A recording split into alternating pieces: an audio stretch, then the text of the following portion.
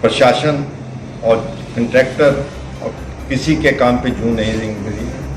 SDM साहब के साथ 4 मीटिंग हमारी हुई है, इन कंट्रैक्टर के साथ और एनएच वालों के साथ। एनएच के जो यहाँ पे डायरेक्टर या जो उनके ऑफिसर्स हैं उनसे बात करते हैं तो एक तो वो बदतमीजी से बात करते हैं, बहुत ही रूड बिहेव है उनका, और ऐसा महसूस होता है कि कॉन्ट्रैक्टर के को वो आउट ऑफ द वे कोई ज़्यादा लाभ देने की कोशिश कर रहे हैं। ठेकेदार इतने दुखी है कि उनको अपने घर से अगर ट्रैक्टर लेकर रोड पर आना हो तो उनको 100 बार सोचना पड़ता है कि हम ट्रैक्टर लेकर रोड पर जाएं या न जाएं। कुछ बन रहे हैं, हम इससे परेशान हैं कि और खड्डे इतने जबरदस्त हैं कि अगर बारिश पड़ जाए तो उसके बाद तो चला नहीं जाता। लोगों को सांस लेने में दिक्कत है, लोगों को पानी पीने का नहीं मिल रहा है, रोज एक्सीडेंट हो रहे हैं। पावटा साहिब से गुमा राष्ट्रीय राजमार्ग 707 के चौड़ीकरण का कार्य में कंपनियों की मनमानी के खिलाफ कई संस्थाएं लामबंद हो गई है।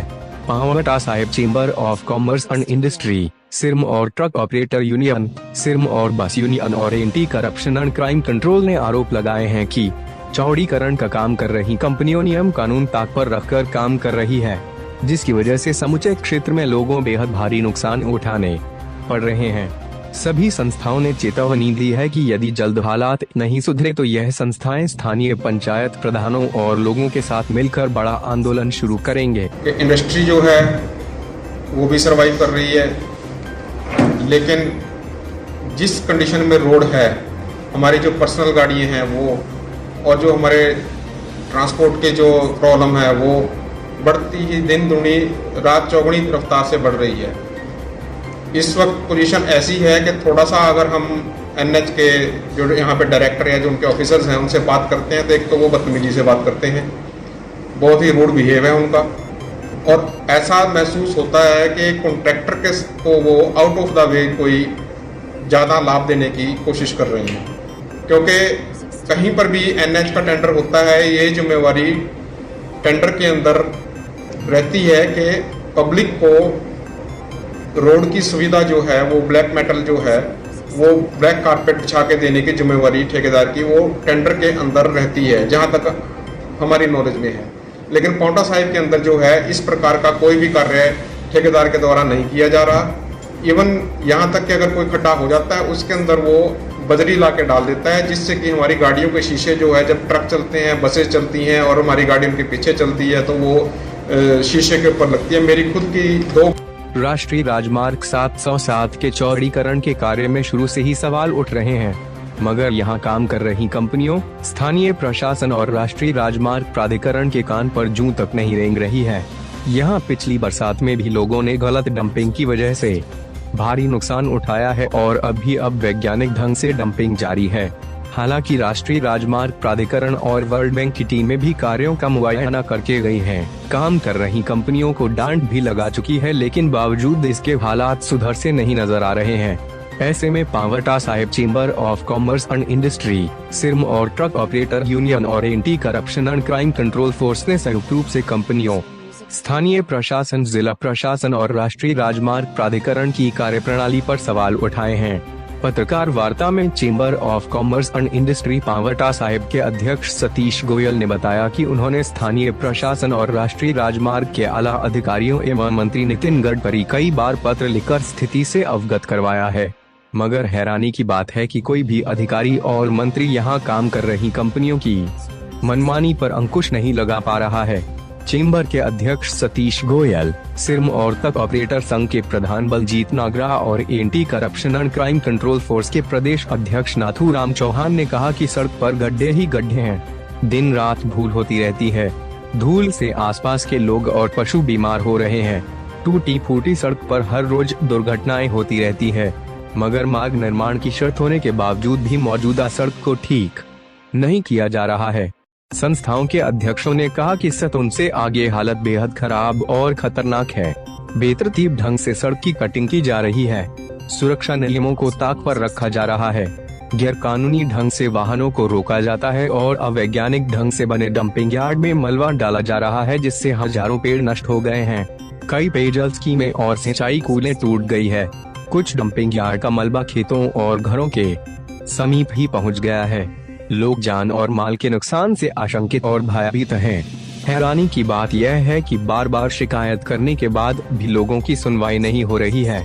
ऐसे में सभी संस्थाओं ने फैसला लिया है कि यदि जल्द हालात नहीं सुधरे तो सड़कों के साथ लगती पंचायतों के प्रधानों के साथ मिलकर कंपनियों और विभाग के खिलाफ बड़ा आंदोलन शुरू किया जाएगा। उसकी जो हम दिक्कतें उठा रहे हैं पिछले 1 साल से, उसके बारे में प्रशासन और कंट्रैक्टर और किसी के काम पे जूं नहीं रही और सड़क का इतना बुरा हाल है कि हमें 1 साल से इससे सफ़र कर रहे हैं। पहले हम इनिशियली एडमिनिस्ट्रेशन से, कंट्रैक्टर से मिलते रहे और उनसे अप्रोच करते रहे सड़क के बारे में। उस टाइम इनको एक बहाना था कि बारिशें हो रही हैं, सड़क अभी नहीं, हम गड्ढे भर सकते, ये नहीं कर सकते। उस टाइम बारिश का एक पीछे इन्होंने 5-6 महीने इसी बात पे ये रहे कि बारिश की वजह से नहीं। जब बारिश रुकी उसके बाद भी जब इन्होंने नहीं किया, तब हमने इनको रिटर्न में लेटर लिखने भेजे शुरू किए हैं 20/11/21 से। एसडीएम साहब को लिखा। एसडीएम साहब के साथ 4 मीटिंग हमारी हुई है, इनके कंट्रैक्टर के साथ और एनएच वालों के साथ। उन्होंने हमेशा भरोसा दिया कि हम 15 दिन में, 10 दिन में ठीक करेंगे। उन्होंने कुछ नहीं किया। उसके बाद डीसी साहब के साथ एक मीटिंग हुई, उसमें भी इन्होंने कुछ नहीं किया। एक मीटिंग मंत्री जी के साथ, हमारे सुखराम चौधरी जी के साथ हुई, उसमें भी उन्होंने कुछ नहीं किया। तंग आकर हमने ऑनरेबल नितिन जयराम गडकरी जी से हमने अप्रोच की, उनके यहाँ लेटर लिखने भेजने शुरू किए। उसके बावजूद भी वहाँ कुछ जवाब नहीं आया। फिर हमने टेलीफोनिकली उनके पीए से, जो पर्सनल सेक्रेटरी थे, उनसे बात की। उन्होंने कहा कि हमें मेल करो। उनको भी हम लगातार मेल भेज रहे हैं। मैं क्या कम से कम 6 मेल भेज चुके हैं। जब वो तंग आ गए तो उन्होंने चीफ सेक्रेटरी को लिखा है, चीफ इंजीनियर को लिखा है। चीफ सेक्रेटरी ने आगे सेक्रेटरी पीडब्ल्यूडी को लिख दिया है, पर उसके ऊपर कोई एक्शन नहीं हुआ। बहुत दुखी हैं, जिम्मेदार इतने दुखी है कि उनको अपने घर से अगर ट्रैक्टर लेकर रोड पर आना हो तो उनको 100 बार सोचना पड़ता है कि हम ट्रैक्टर लेकर रोड पर जाएं या ना जाएं। इतना मतलब रोड का इतनी खराब हो चुका है। और हम तो यही चाहेंगे, अभी हम शांति में कर रहे हैं, क्योंकि अगर हमारे को नहीं हमारी कोई सुनवाई हुई तो हम जितनी पंचायतें यहाँ पर साथ लगती है और ट्रांसपोर्ट है और इंडस्ट्री वाले हैं, हम सारे इसका एजुटेशन करेंगे। एजुटेशन की जिम्मेवारी फिर प्रशासन की होगी या इन एनएचओ की होगी। तो मैं तो इसी के साथ, या 707 बन रहा है हमारे यहाँ पर, उसकी हमारे जो ट्रांसपोर्टर लाइन है, हमारी 3000 के लगभग हमारी गाड़ियाँ हैं यहाँ पर। और गाड़ियाँ के काम ही हमारा इसी एनएच पर 15-20 किलोमीटर के बीच में है। और जो एनएच बन रहे हैं, हम इससे परेशान हैं कि जो एनएच बनाने वाला है, जो ठेकेदार है, ये कैसा एनएच बना रहे हैं हमारे को समझ नहीं आ रहा। क्योंकि जब हमने ऑल ओवर इंडिया जाते हैं एनएच, हमने सारी जगह देखे बनते और बहुत बड़े बड़े रोड बने हैं। वहाँ पर अलग से एक रोड देते हैं बनाने चलने के लिए, लोगों के सहूलियत के लिए। और यहाँ पर तो इन्हें ना अलग से रोड बनाया, ना इस रोड के खड्डे पूरे। और खड्डे इतने ज़बरदस्त हैं कि अगर बारिश पड़ जाए तो उसके बाद तो चला नहीं जाता। लेकिन सूखे में भी इतने बड़े खड्डे हैं कि उन्होंने एक बार भी खड्डे को पूरने की कोशिश नहीं की जो ठेकेदार है। और इससे हमारी गाड़ियों की मेंटेनेंस इतनी बढ़ चुकी है और इतनी बढ़ चुकी है कि हम बता नहीं सकते कि हमारे को कितना घाटा इससे एनएच से हो रहा है। तो हम तो यही निवेदन करेंगे इनसे, गडकरी साहब से भी, जो हिमाचल का प्रशासन उनसे भी, जो एनएच का प्रशासन उनसे भी, कि इनको जल्दी से जल्दी जो रोड बन रहा है, रोड तो बनेगा, लेकिन हमारे को अलग से एक लाइन बना के दें जिससे हमारी गाड़ियों का नुकसान से बच सकें और रोड साफ हो सके। और जो यहाँ से 5 किलोमीटर पौटा साहब से बद्रीपुर चौक से 5 किलोमीटर रोड का तो इतना बुरा हाल है कि आप देखेंगे तो ये पता नहीं भाई इसका कोई भी इसका रहनुमाई नहीं है, कोई इसको रिपेयर करने वाला कोई नहीं है। और हम बार बद्रीपुर से जो शुरू होती है इनके जो गड्ढे हैं, पेच वर्क नहीं हुआ इनका। दूसरी आगे जो स्टोन से ऊपर जो शुरू होती है वो तो डंपिंग यार्ड की। डंपिंग यार्ड ऐसी जगह बने हैं जो आने वाले समय में बहुत बड़ा नुकसान करने वाले हैं।